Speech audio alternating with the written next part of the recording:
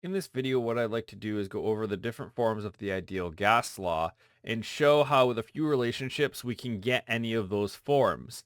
I also want to spend time going over the universal gas constant, which my book Morin's Fundamental of Engineering Thermodynamics uses as R bar, and a gas constant which they use as R. And it's important when you're using these different forms to understand if you're using R bar or R. Finally, I want to go through a simple example using the ideal gas model. Now, let's start with the equation PV is equal to RT. In this equation, P is going to be equal to pressure. V is a lowercase v, and it's going to be equal to my specific volume. R is a gas constant.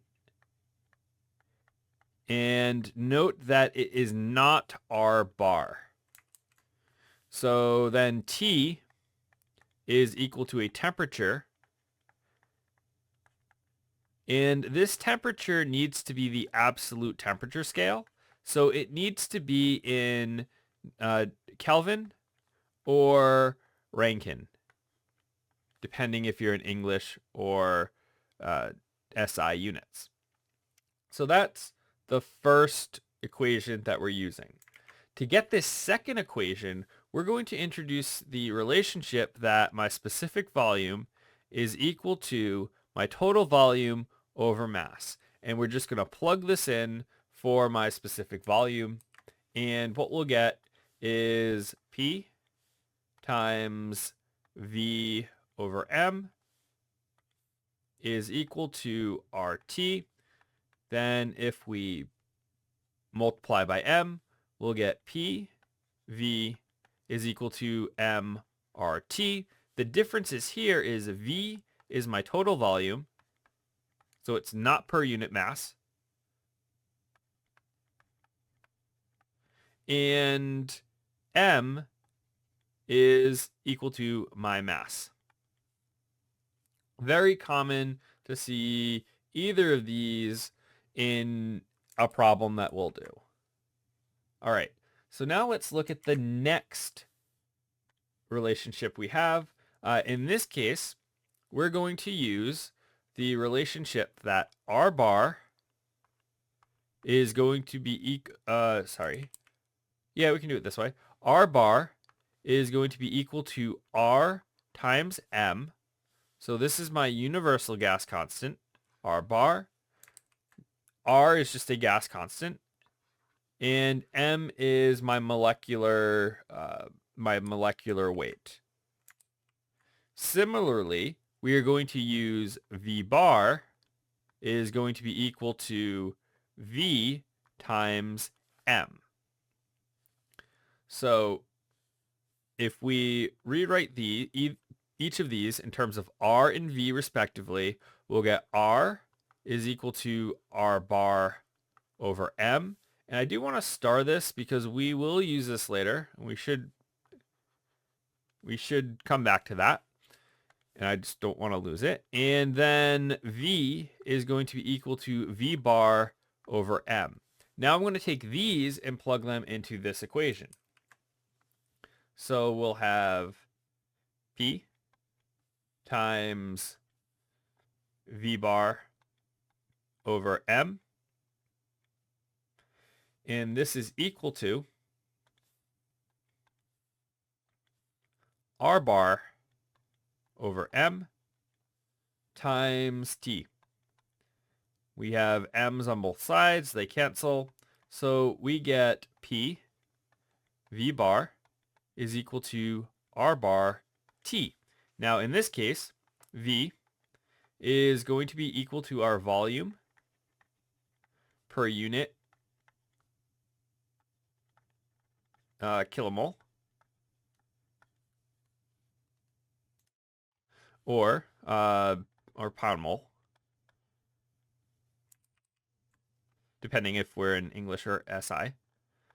And R bar is going to be our universal gas constant. So now's a good time to sort of talk about, okay, this R, which is in the first two equations, and this R bar, which is in this second equation. And that's where these tables come in. So if you're using one of these first two tables, one of these first two equations, I always tend to look at this table 3.1 in the Fundamentals of Engineering Thermodynamics book. So let me zoom in. And what this table is, let me zoom out. What this table is, it gives me substances. And if you're lucky, the substance you're looking for is going to be listed here. If it is, then if you're using R, you pick either the SI units, which is this column, or the English units, which is this column, and you find your substance and you pick whatever one you're looking for. In our example that we'll do in a little bit, we'll be using oxygen. So we'll pick that number, that 0.06206 BTU pounds degree R. But the important thing is this little footnote that happens right here. So it says these R values are calculated in terms of the universal gas constant R bar. So this column right here and this column right here are R values. So they're calculated in terms of the universal gas constant R bar, which is equal to, in SI units, 8.314 kilojoules per kilomole Kelvin, or in English units, 1.986 BTU per pound mole degree R. And the molecular weight M is provided in table A1, or the English equivalent. So this column R is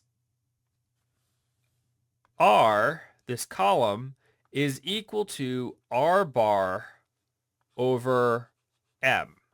So we can test this. We can look at oxygen. So let's just do the English version. So we're trying to get this 0.6206. So we're going to say, okay, this is equal to 1.986. And let me move it over. I think I'm off the edge of the screen. 1.986 BTU per pound degree R. No, I was looking at the wrong thing. Per pound mole degree R. And we want to divide by M. We get M by table 1E. Since we're using English, we go down to oxygen. Oxygen is the last one right here. We find M, which is 32. So we're going to divide this by 32. And the units are pounds per pound mole. So pound per pound mole. Okay, you can see these pound moles are going to cancel. And we're going to be left with BTU per pound degree R. So the units are going to match. So now let's see if the value matches. 1.986 divided by 32. And we get this is equal to 0.06206. So the two values match. This value right here matches this value right here. So that's where these tables get these values from. So now I can zoom out a little and everything will get a little bit sharper. But it is important that when you're using these two equations, you're picking a value from this chart, or you're dividing the universal gas constant by m. And if you're using this equation, you're using the universal gas constant. So finally, what I want to do is I want to get this last equation. So with this last equation, what I have is the relationships I'm going to use is N is going to be equal to mass over my molecular weight. And I'm also going to use this again. I'm going to plug everything into the first equation I have. So I'll have P times V over M. And this is going to be equal to R bar over capital M. So these two M's are different. This is mass. This is molecular weight. And then I have T. Now, I'm also going to say, okay, P times V over, let's solve this equation for M. So M is going to be equal to N times M. So this is going to be N times M is equal to R bar over M times T. So now we're going to multiply both sides by NM, and we'll get, okay, this is, actually, let me do one more, P, without switching colors. This is going to be NM, R bar over M times T. These M's are going to cancel. And finally, we get PV is equal to N R bar T. And that's the last equation that I wanted to get. So if we circle the equations we have this one, we have this one, and this one. And they're all equivalent. It just matters what you're given in the problem. If you're given something that deals with moles, you're gonna choose this one or this one. If you're given something that has a total volume and a mass, you're most likely going to choose this one. If you're given something with a specific volume, chances are you're going to choose this one. So let's look at the problem we have. In our problem, a 3 cubic foot container is filled with 2 pounds of oxygen at a pressure of 80 psi. What is the temperature of the oxygen? So let's start by looking at the given. Okay, we have a total volume, and we know that this is 3 cubic feet. We're given a mass. We know that this is 2 pounds of oxygen.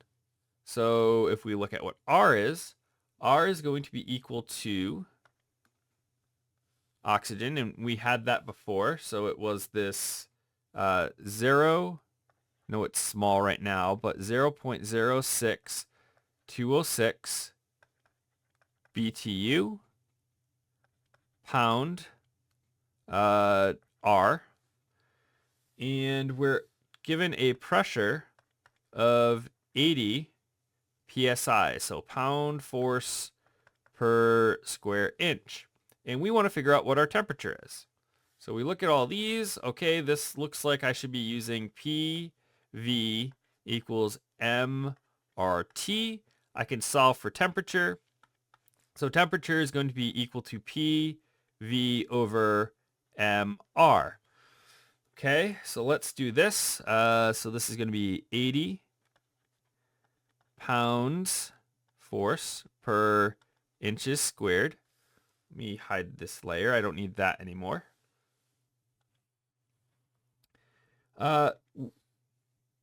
Okay, we'll deal with units in a minute. But then we're going to multiply by V, which is 3 cubic feet, divide by M, which is 2-pound mass, and multiply by R, which is 0.06206 BTU per pound moles degree R. Well, temperature, we know we're going to want to get to degree R, so we need to make sure our units are good. And right now they are not. Well, this pound mass is going to cancel with this pound mass. And R should not cancel at all. So we need to get first, this should go to feet since we're dealing with feet in inches. So let's multiply this by 144 square inches over is equal to 1 square foot. So now my square inches are going to go away, and I'm going to be left with 1 foot. And I have to deal with this BTU. So over here, we're going to say 1 BTU is equal, I just got to look up this, 778.17 pound force times foot. So now my BTU should cancel. My pound force, when this gets flipped, is going to cancel over here, and my last foot is going to cancel right here. So now let's put this in the calculator and see our answer. So, oops,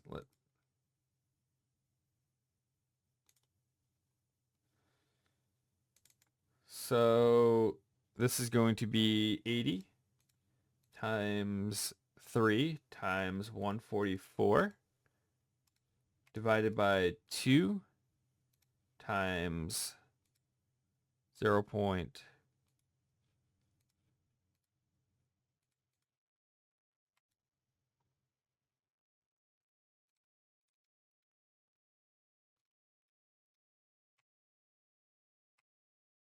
So we get my final temperature